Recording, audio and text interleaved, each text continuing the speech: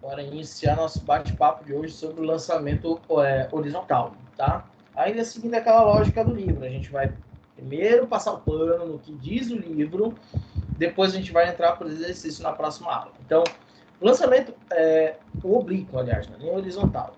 Vou passar aqui. Beleza, o oblíquo. Qual é a diferença do oblíquo para o horizontal? Ambos acontecem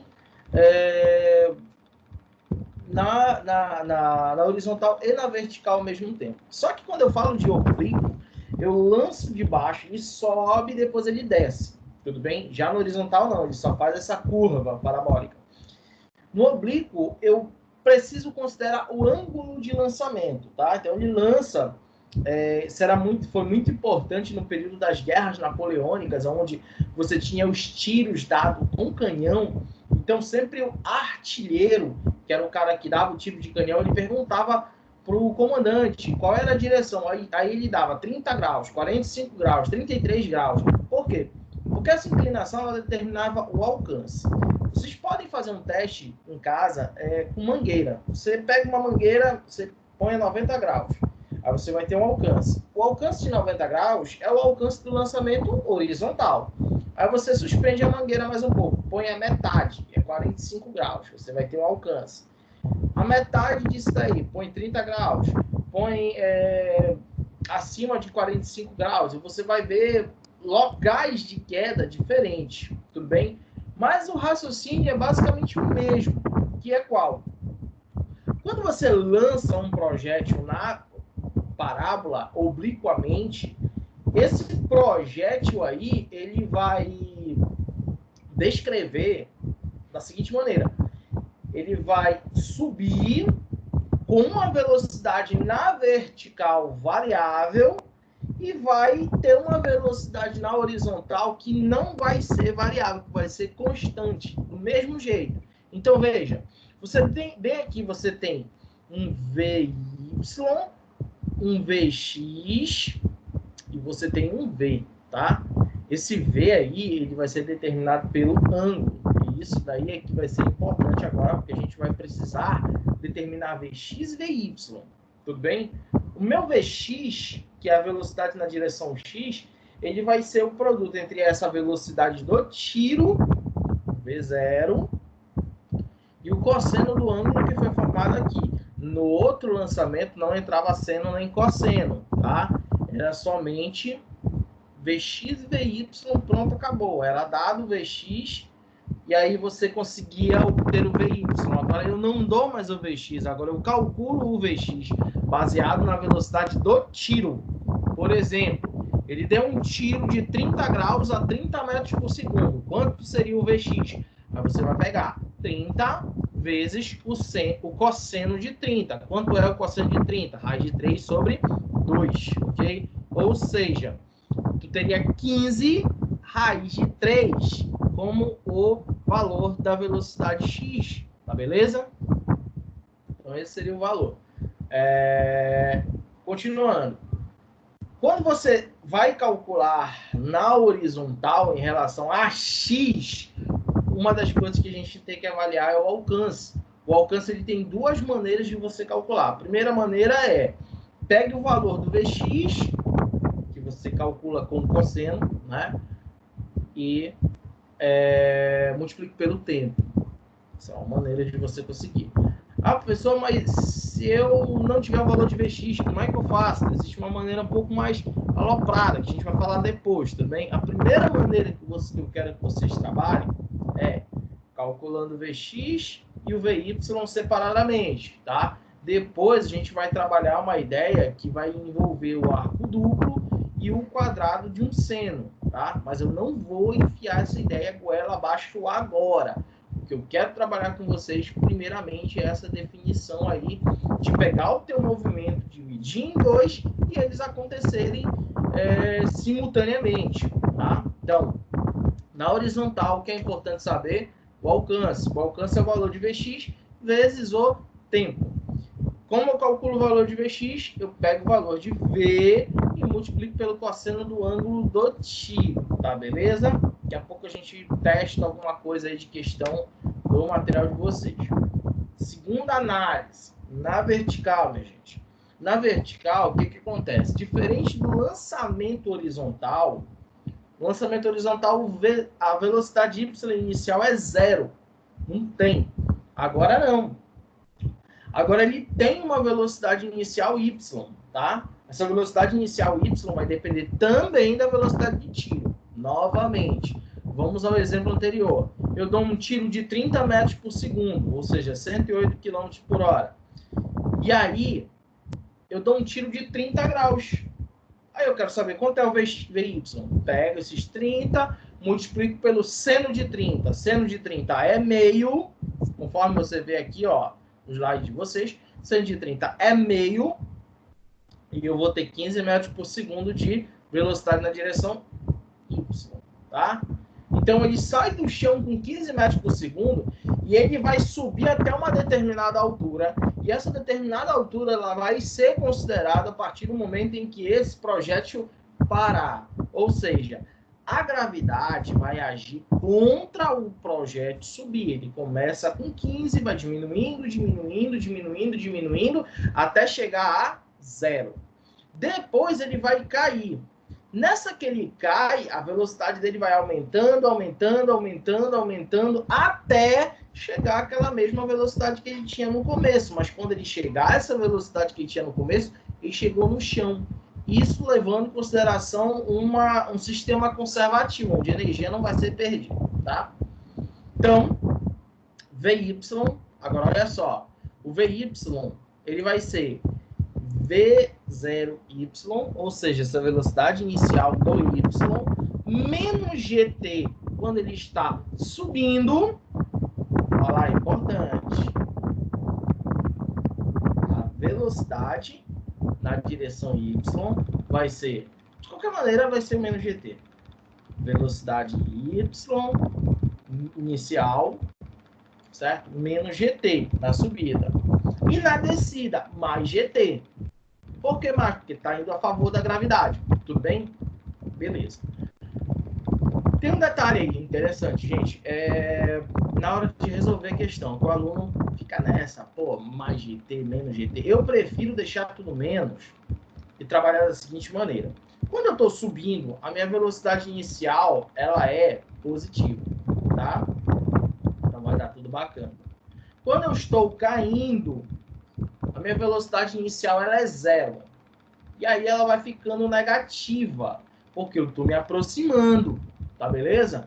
Então, se eu deixar o menos GT, em qualquer situação, na volta vai dar negativo. E na ida vai dar positivo, porque na ida eu estou me afastando, ela é positiva. E na volta eu estou me aproximando, ela é negativa. Então, eu deixaria exatamente assim como está no livro de vocês.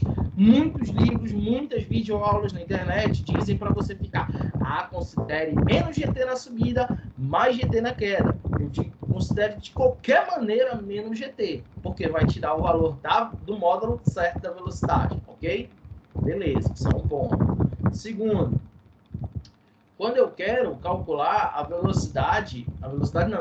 altura que eu vou atingir. A altura, ela depende da velocidade inicial, tá? Se eu jogar com pouca velocidade inicial, vai ter pouca altura. Se eu jogar com muita velocidade inicial, vai ter muita altura. Só que aí tem um outro detalhe aí importante. É que essa altura aí, essa velocidade inicial, ela vai depender do ângulo. Então, para grandes ângulos, aliás, até um determinado ângulo, ela vai ter um alcance, tá certo? E também vai ter uma altura. O alcance, ele é calculado baseado no cosseno. A altura é baseado no seno. Então, o que vai acontecer? Quando eu calcular a altura, quanto maior o ângulo, preste bem atenção, quanto maior o ângulo, maior o valor do seno desse ângulo. Então, se esse seno desse ângulo é alto, então a minha altitude alcançada também será alta. Então, eu posso dizer que a maior altitude vai ser o quê? Se eu jogar a 90 graus no chão. Mas aí já não é um lançamento oblíquo. Se eu jogar valores menores que 90, teria aí a altura média 45 graus. Então, para calcular a altura, eu vou ter que utilizar Y, que é a altura H, é a mesma coisa, né? Acompanhando aí no slide.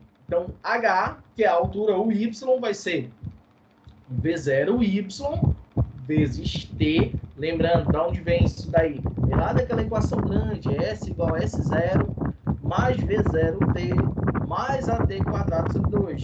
Só que aqui, gente, como é que vai ficar? Eu não tenho S0, desculpa, S igual a S0 mais V0T mais AT quadrado sobre 2. Eu não tenho o S0. O S0 é passado para o outro lado, eu considero como se fosse uma coisa só. Ou seja, a minha equação seria ΔS igual a V0T mais AT quadrado sobre 2. Trazendo para cá, para o nosso movimento, agora temos o ΔS é Y, tá? O V0T é V0YT. Na subida, gente, ou na descida, a gravidade ela é sempre para baixo, então eu considero menos GT quadrado sobre 2. Ok? O professor não vai dar negativo em nenhum momento? Não. Não. Porque quando... Preste bem atenção. Qual a única maneira de dar negativo? É se quando você chegar lá, vamos supor, V0Y é 0. Aí, V0Y é 0. Aí vai zerar esse membro, né? Aí fica GT quadrado sobre 2. Só que pensa na lógica. Se o V0 é 0, ele não está subindo, ele está caindo, tá? Não é esse lançamento. Então, o V0 ele vai ter que ter algum valor inicial. Esse valor vai ser positivo, ele vai diminuindo até zerar. Tudo bem?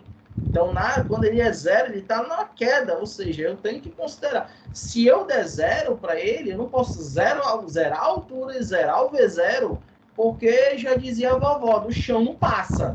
Mas se eu já estou no chão e sem velocidade, eu não vou subir. Então, esse meu resultado, esse que eu vou obter, GT quadrado sobre 2, ele não vai ter sentido nenhum. Deu para entender? Nenhum sentido físico. Se eu estou no chão com velocidade 0, tá?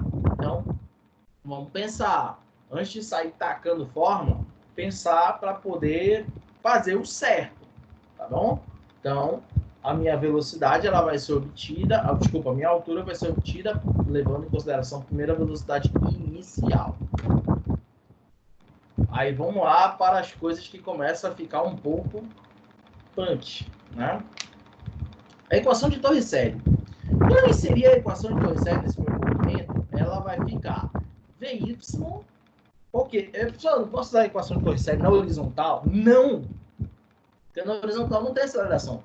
Na vertical vai ficar V0Y, tudo bem? VY, aliás, igual a V0Y quadrado, os dois, né? Menos GY, que vai ser a altura, tá? Então, olha só, presta bem atenção. A minha equação de Torricelli ela é modificada de tal maneira que eu posso saber o VY, independentemente do tempo.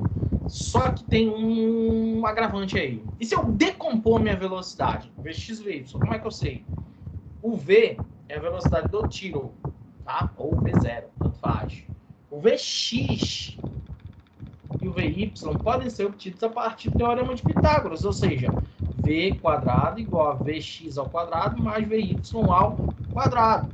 Tudo bem? Que esse Vx e o Vy eu posso ter como o final. O Vx é a velocidade no topo, o Vy é a velocidade no topo também. Agora, um detalhe importante aí que vocês... Pergunta de prova, tá? O Vx, não interessa o que eu faça, ele não muda de valor. O Vy, no lançamento horizontal, ele aumenta. No lançamento oblíquo, ele aumenta, diminui e depois aumenta, tá? O V, no lançamento horizontal, ele só aumenta. E no lançamento oblíquo, ele diminui e depois aumenta. Por quê? Porque esse V, ele vai ser intrinsecamente ligado ao Vy. Ele não vai ser conectado ao Vx, ou melhor, ele vai ser conectado, mas eu tenho que entender que o Vx ele não vai variar. Tá beleza? Tranquilo aí? Bom, entrou Pedro Paulo, o nome de Pedro Paulo. Paulo, né? Depois saiu, depois entrou, não entendi, mas tudo bem, a gente continua a aula assim mesmo. E aí é o seguinte, cara, saiu e voltou. Agora a Isadora veio para a aula, né? Então depois eu coloco Isadora, me chama depois no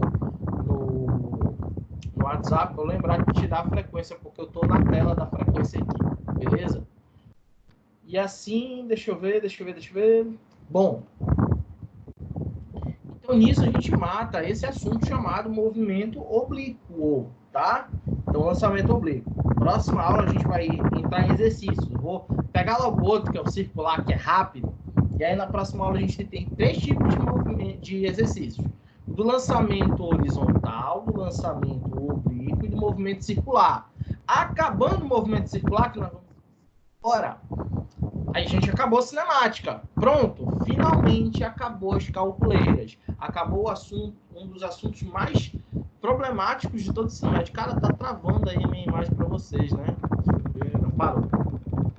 Bom, e aí acaba o problema da cinemática, por ser um problema, né? Então, ó, bora matar logo hoje o lançamento oblíquo. Aí na quinta-feira a gente só entra nos exercícios. A gente pega quinta e segundo exercício e aí entra na dinâmica, que é um assunto bem mais simples, ok? Vamos lá. Características do movimento circular. Primeiro, até então nós estávamos trabalhando o movimento retilíneo, que tinha como característica uma trajetória retilínea, linha reta, tá? E agora nós vamos para o circular, que tem como característica uma trajetória circular, tá? Então vamos lá. Então no meu movimento circular, eu tenho a trajetória como sendo um círculo fechado, diferente da curvilínea, ela tem circunferências, semicircunferências, tá? Mas ela é um círculo que pode ser fechado, tá? E aí nós vamos considerar o seguinte, que a trajetória do ponto material em MCU é uma trajetória circular de raio R e que a distância entre o ponto é sempre do centro até o ponto onde esse objeto está girando é o mesmo. Olha só, gente.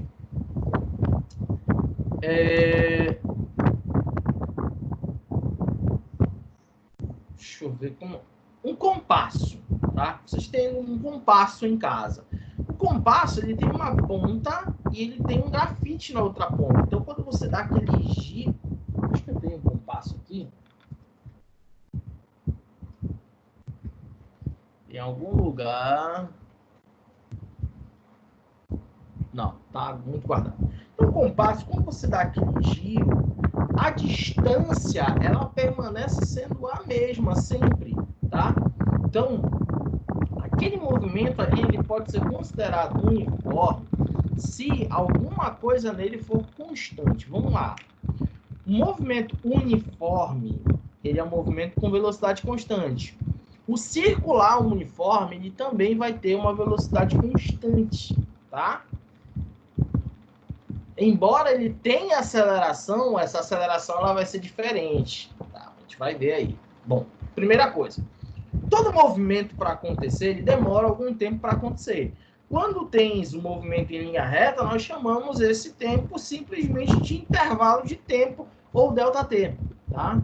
Ou um intervalo infinitesimalmente pequeno de tempo, como a gente chama em engenharia, a gente chama de um DT, não um ΔT. Mas aqui no primeiro ano a gente chama de ΔT, intervalo de tempo de movimento retilíneo. No circular, a gente chama esse intervalo de tempo de período. Por quê? O intervalo de tempo de duração de uma volta completa é denominado o período. E ele é representado pela letra T no sistema internacional sempre. O período, a ideia de período, denota uma coisa que se repete. Então, no movimento circular, tu sai de um lugar e volta para o mesmo lugar. E isso demora um tempo para acontecer. Na segunda vez, o tempo vai ser o mesmo. Na terceira vez, o tempo vai ser o mesmo. Na quarta vez, o tempo é o mesmo. Ou seja, vamos lá. Movimentos circulares no nosso dia a dia. Um dia é um período. O que é um dia? É o período para Terra dar uma volta ao redor do mundo, só que o mundo gira ao redor de si mesmo. Ou seja, Se você tem um ponto referencial no centro da Terra e você está aí de boa, parado assistindo aula, você está se movendo circularmente ou circunferencialmente em relação a esse ponto no centro da Terra. Daqui a 24 horas você vai estar no mesmo lugar em relação a esse ponto no centro da Terra. Ah, professor, então é válida aquela conversa de bêbado, que se o mundo dá voltas, eu vou ficar parado aqui, porque uma hora aquele outro lugar vai chegar aqui. Não, gente. Esse ponto que você dá a volta é em relação a um ponto no centro. O que tu vai fazer no centro da Terra, maluco? Então, tu dá uma volta em relação àquele ponto ali. Em relação à superfície, tu vai continuar no mesmo lugar, tá? Então, período, um dia é um período, né? É o tempo que a Terra leva para dar uma volta em torno de si. Um mês é um outro período. É o tempo que a Lua leva para dar uma volta, mais ou menos, né? Ao redor da Terra. São em torno de 28 dias, 29 dias. Esse é o chamado período lunar. Um ano também é um período, gente. É o período, o tempo que a Terra leva para dar uma volta ao redor do Sol. Sacou? Então, tudo isso são ideias de períodos, coisas que têm movimentos que se repetem. Ah, professor, existe fenômenos periódicos, como, por exemplo, a menstruação. É um fenômeno periódico, porque ela se repete com tempos regulares, mas aí já não é uma análise física, tudo bem? É uma análise biológica, um fenômeno que se repete a cada certo intervalo de tempo. Mas aí, baseado nessa ideia, aí a gente tem um outro conceito que é a frequência, tá? Então, o que é a frequência? É o contrário do período. Se eu penso no tempo que demora para uma coisa acontecer, a frequência ela marca quantas vezes aquela coisa acontece em um determinado intervalo de tempo. Por exemplo, o computador de vocês, o celular de vocês, o disco tem uma frequência em gigahertz. Que é isso? A quantidade de voltas que ele dá a cada segundo. Você pisca tantas vezes por segundo. Não sei, não lembro quanto é que é a frequência do piscar. Mas você pisca tantas vezes por segundo, por minuto, por dia. A palheta do ventilador da casa de vocês gira tantas vezes por segundo. Ou seja, você acompanha ali. A melhor forma de você registrar a frequência é um dia. Na próxima vez que você sair de carro com seu pai, você vai ver no painel do carro existe o medidor de velocidade e existe ao lado do medidor de velocidade um negócio chamado contagiro, tá? O que o contagiro faz? Ele conta os giros, porra. Ou seja, ele mede a frequência de rotação do motor. No centro do contagiro você vai ver escrito vezes 100. Quer dizer que o valor de frequência é aquele número que está marcando no contagiro vezes 100, aí está escrito RPM. O que é RPM? Rotações por minuto. Tudo bem? Se algo tem 60 RPM, quer dizer que ele gira 60 vezes por minuto. E isso daria uma rotação por segundo, tá? Então, vamos lá. Então, o contagiro do carro do pai de vocês, ele vai marcar, por exemplo, a cada 2.000 RPM, tu passa a marcha, tá? A cada 2.000 RPM, tu passa a marcha. Ou seja, ele vai marcar 20 vezes 100 RPM, beleza? Existe uma relação entre o RPM e o Hertz, beleza?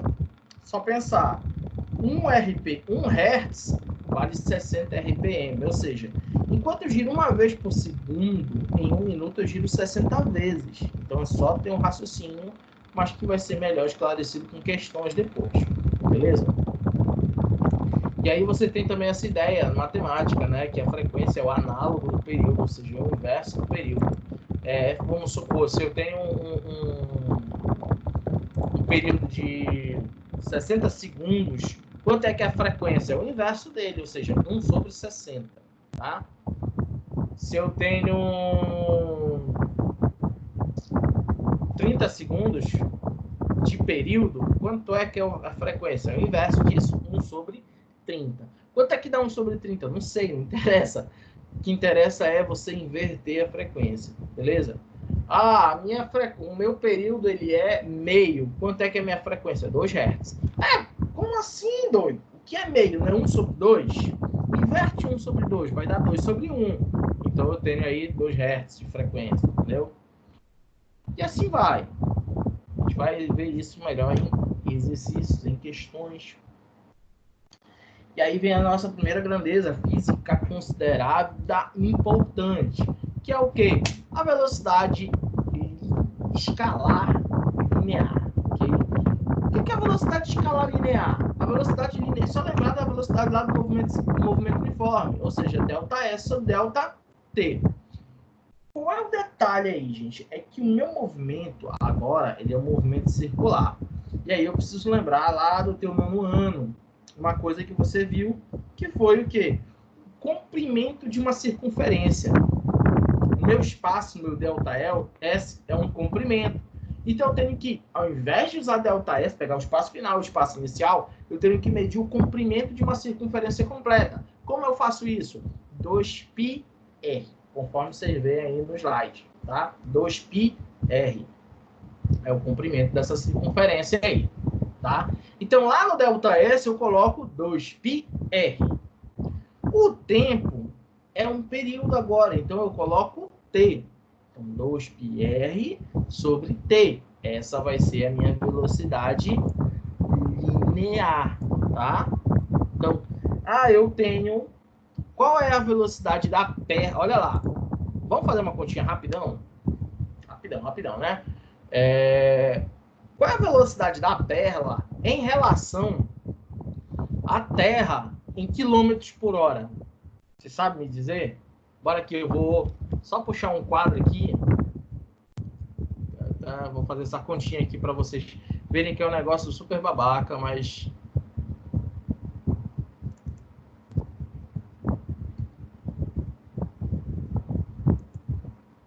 Vou mudar aqui para outra tela.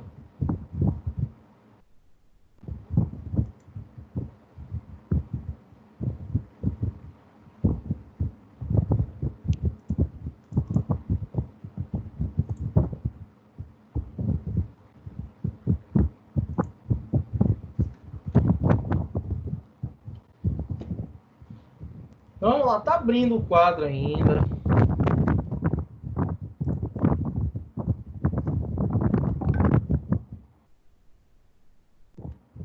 Travou para variar.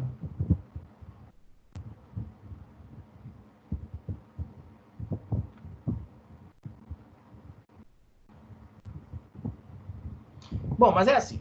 Para eu calcular a velocidade da perna em quilômetro por hora durante um dia, uma velocidade que ela não sente, mas ela vai ver que é um negócio extremamente absurdo, eu tenho que saber primeiro qual é o raio da Terra. A Terra ela tem um raio de 6.400 quilômetros, tudo bem? O período da Terra em hora, ela girar ao redor do mundo, é de 24 horas. Então, o que eu vou fazer, basicamente? Eu vou pegar esse valor aí do raio da Terra, eu vou multiplicar por 2π e vou dividir pelo período de 24 horas. Então, assim que o quadro me deixar, que o quadro abrir finalmente, né? Então, ó, a velocidade da perla.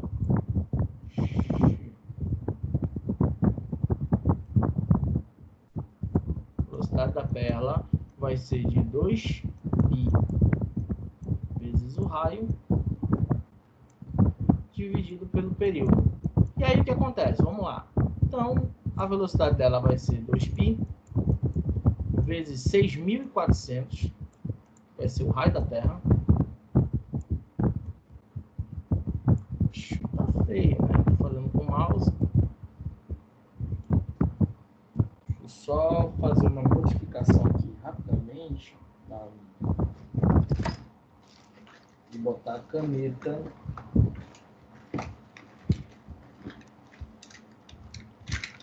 no lugar do mouse.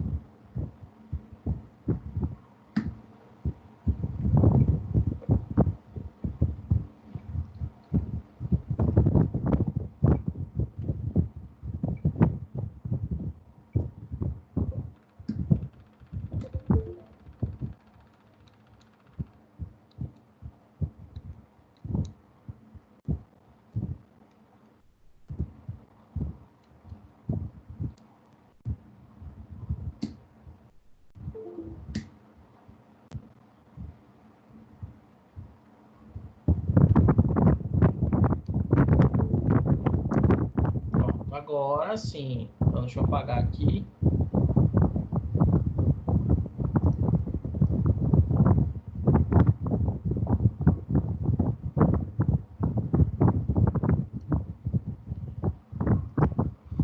Então, o que seria? Então, teríamos aqui 2 vezes 3,14 vezes o raio da Terra, 6.400 quilômetros, dividido pelo período de 24 horas. Se eu fizer isso, a minha velocidade sai em quilômetro por hora, tá? Então, vamos lá. Deixa eu só arredar para o lado. Então, teremos o seguinte. 2 vezes 3,14 vai dar 6,28 vezes 6.400, isso aqui dá 40.192. E se eu dividir por 24 horas, então isso aqui vai dar uma velocidade aqui muito tranquila para a Perla. Ela nem sente isso. Ela, nesse momento, está a 1.674 km por hora.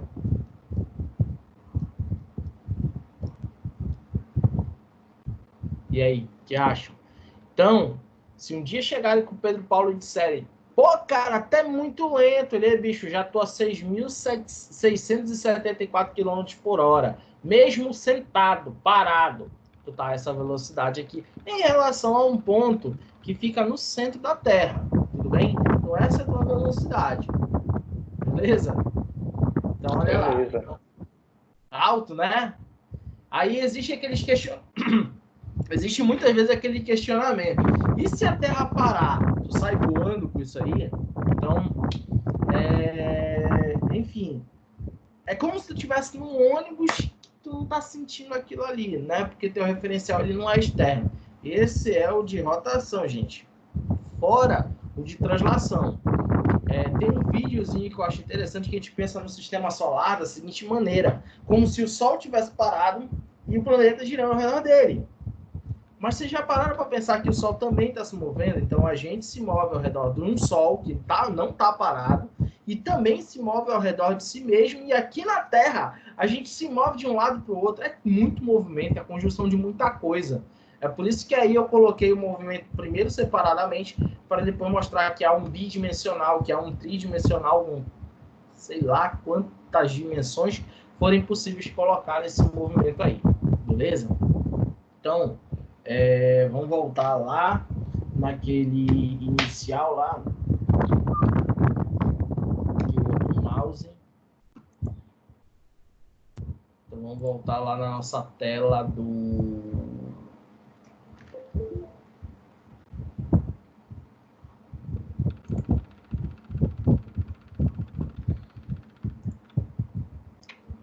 PowerPoint.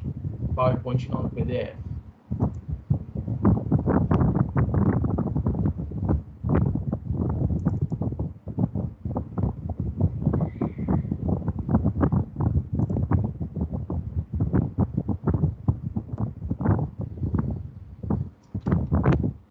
Voltei aqui. Então essa é a velocidade de alguém no movimento circular. Você vê que basicamente ela não é tão difícil, não é? A gente pode, por exemplo, situações, a gente pode pegar a situação de uma corrida num circuito, enfim, tem muita situação onde eu posso colocar e achar isso daí. Beleza? Agora um fato interessante é que essa velocidade, por isso que a gente não sente, Pedro Paulo, porque essa velocidade ela não fica mudando. A gente tem sempre aquela mesma velocidade lá, 1.643 km por hora, só sentiria se a gente freasse ou acelerasse mais. Então, como a gente está a sempre a mesma distância do centro da Terra, é sempre essa nossa velocidade. Então, aí eu tenho essa característica, né? Que a velocidade, ela mantém o seu valor numérico constante, o seu módulo constante, seja em qualquer ponto que eu esteja da minha trajetória. Se tu estiver aqui, por exemplo, ao meio-dia, às 3 da tarde, às 6 horas, não interessa, tá? Então, você tem aí esse teu movimento acontecendo sempre com o mesmo módulo de velocidade. Então, se um móvel está em velocidade linear, né? Se eu tenho uma pedra, passou a época de pipa, né? O cara, e com a pandemia nem pôde se aproveitar. Então, o cara amarra uma pedra numa linha e começa a girar. Nesse momento que ele está girando, aquela pedra está com uma velocidade constante e essa velocidade linear, ela vai se manter sempre a mesma, não mudando somente sua direção e o seu sentido, tá? Agora, dentro do movimento circular, existe também o que a gente chama de velocidade tangencial, tudo bem? Desculpa, angular. Então, a velocidade angular, ela é diferente da velocidade linear. Por quê? Porque a linear, ela ocorre num espaço linear, ou seja, comprimento de circunferência. Agora, a angular, ela ocorre num espaço angular, tudo bem? E eu não sei se vocês já viram grandezas angulares, tá? Isso é visto em matemática. Então, por exemplo, qual é a quantidade angular de um giro completo? Ela tem duas. Se ela for medida em grau, são 360 graus. Se ela for medida em radiano, 2π. Aí eu pergunto para vocês, quem já viu essa grandeza, grau e radiano? Coloca um S aí, por favor, no chat, só para eu saber. Grau e radiano. Já viu isso em matemática?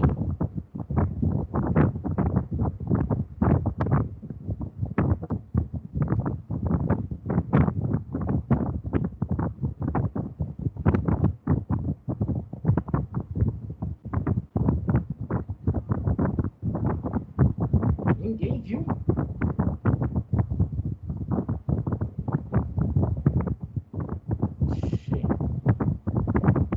Então, gente, a gente vai fazer o seguinte. Na outra aula a gente vai entrar com o exercício de movimento dos dois lançamentos que nós vimos. E antes da gente entrar em velocidade angular, eu preciso fazer uma revisão sobre espaço angular com vocês, tá beleza? Como transformar espaço linear em angular, questão de grau, de radiano, tudo bem? Então preciso que você veja essa revisãozinha com vocês e aí na próxima aula a gente continua. Tá beleza, gente? Então, por hoje, fim de papo. Eu vou parar a gravação, vou salvar e vou upar depois para vocês. Beleza? Então, tenham um bom almoço. E é isso. A Perla já viu, né? Só a Perla que já viu. Mas lembra, Perla, como é que resolve? Exatamente. Isso daí faz tempo, né?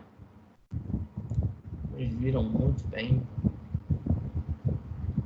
Pois é, gente. Mas a gente vai ver isso na próxima aula com mais calma. Falou, galera. Encerrando aqui a gravação e a aula junto.